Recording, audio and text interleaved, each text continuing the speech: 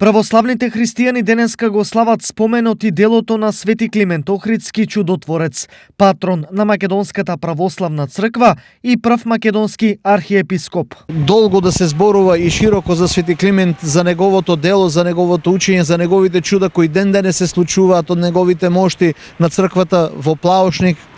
И го молиме да се моли за нас, да не сочува и во едномислие, да го сочува народот наш македонски и она што ни е од Бога дадено. Сите они кои го прославуваат Свети Климент како домашна слава или именден, им посакуваме Свети Климент секогаш да се застапува пред Бога за нив, а и за сите нас, нека ни е за многу години и на здравје и спасение.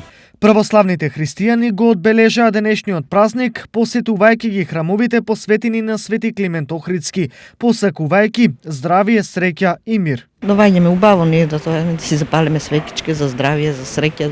Убав ден денеска, панагија си дигаме, имаме куќна слава и така да почитуваме секоја година.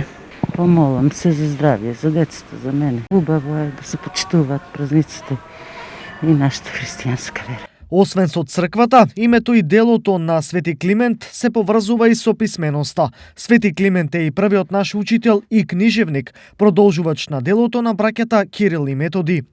Во 886 година, во регионот кој во тогашното Бугарско царство бил познат како Кутмичевица, Свети Климент ја формира Охридската книжевна школа, попозната како прв словенски универзитет.